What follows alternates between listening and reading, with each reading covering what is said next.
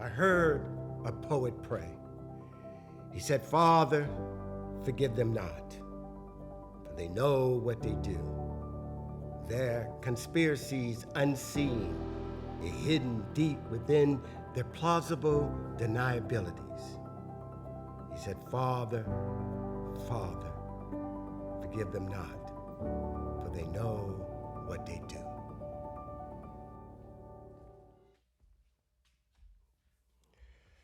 Matriarchal Patriarch. Fate is not in your stars, but in part and parcel in you, that you are an underling. The hand he raises is made of the same hand you raised. You gave birth to, breastfed, and raised his hand. Fault is not in fate, but in part in you.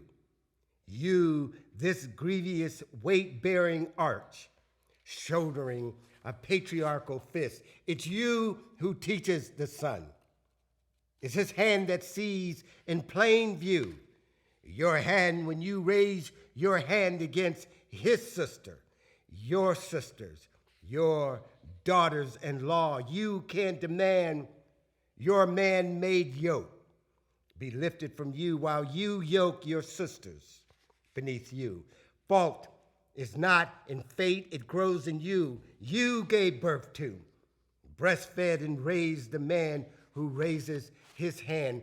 Fate and fault are not constellations, but a distillation, a condensation of culturalized, traditionalized condemnations. Birth, breastfed, to raise the backside of his hand to your daughter's face, that she comes to know his will and her lowly place. It's you, your hard-handed handiwork, mandating domestic vocations over economic emancipation from his high-handedness. It's you, the pretty ones, and the ones the pretty ones say are not so pretty. It grows in you and hues of light and lighter and the lightest of white. It's your black specter cast from your black sun, beneath which the contours of your Dalit sisters' darker darkness can't shadow your deep well waters of matriarchal privileges of light and lighter without being brutalized within inches of her life.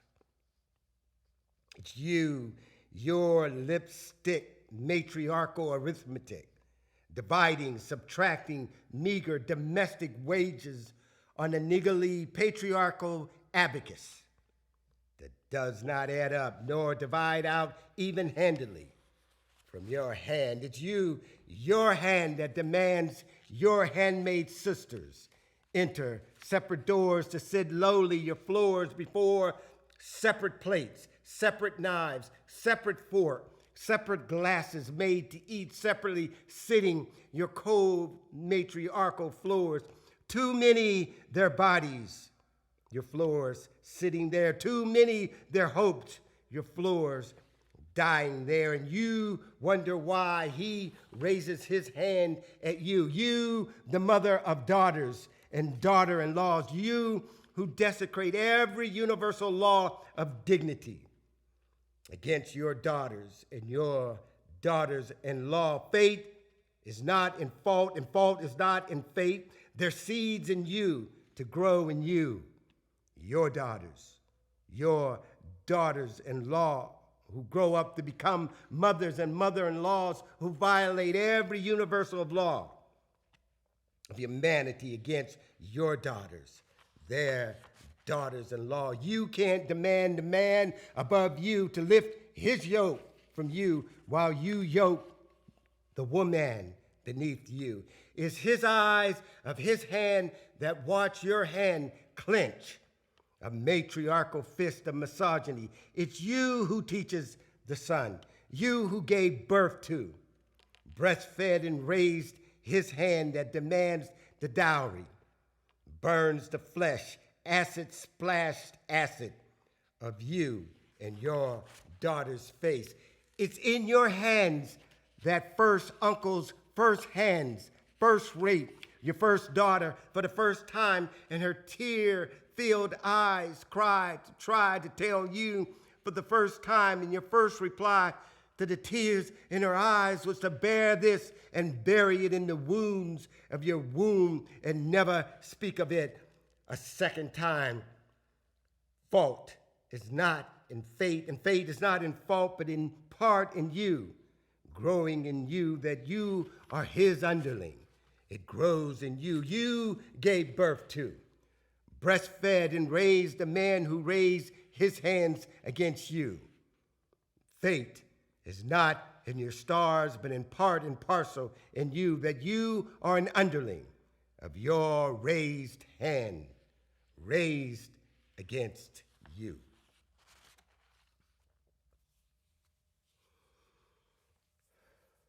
Always despite our pretense of kindness, that sweet ocean breeze, the desert's arid floor, there's always an air of arrogance. Always our cleansing lady, our groundskeeper, our clothes washer, washing away our daily sins, our cooks who cook our nourishment, that we might sin again, our to and fro drivers, our brothers, our sisters, always from our upward chin, a downward line of vision into their upward poverty eyes, our half smiles, our insincere sincerity, gleaming in the face of their upward half smiles of see me, feel me, be me, that you might save me from always your upward air of arrogance. The system we cast,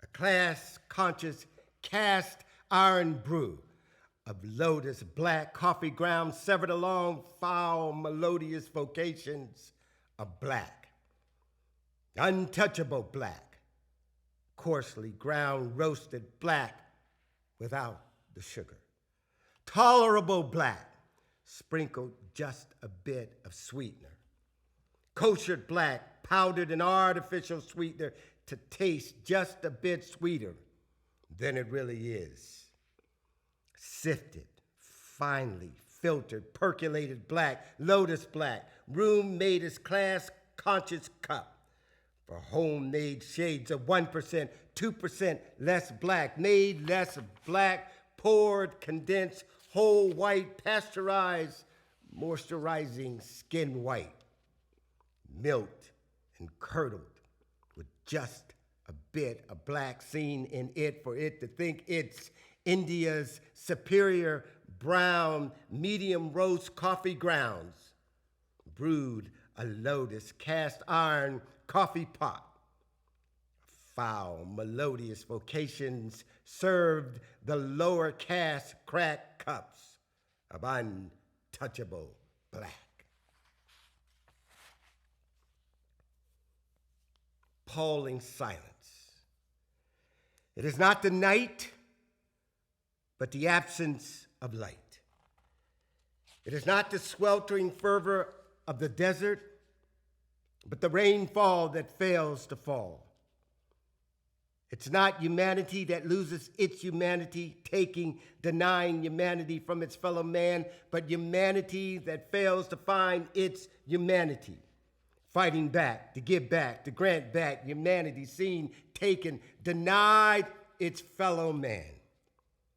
It is not the strident clamor nor the vitriolic voices of the bad people, but the appalling silence of those who claim to be the good people. It is not the night, but the absence of light that keeps us in the dark. And in that darkness, we must remember not the words of our enemies, but the silence of our friends. And I heard a poet pray. He said, Father, Father, forgive them not, for they know what they do. Their conspiracies unseen, hidden deep within their plausible deniabilities. He said, Father, Father, forgive them not, for they know what they do. They know what they do. They know. They know. They know.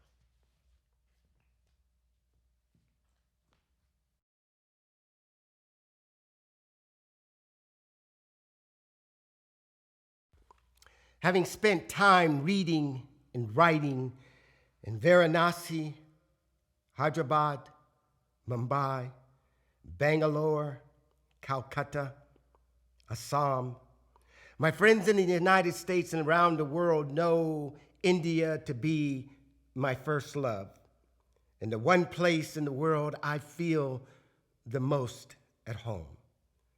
And that makes winning this award all the more precious, and I'm grateful to Wingword for it.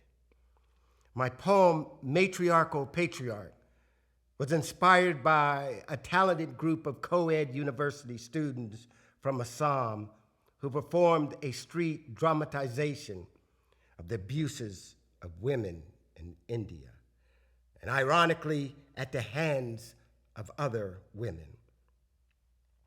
And so moved by the performance, I met with the students and promised them I would compose a poem in honor of what they opened my eyes to see.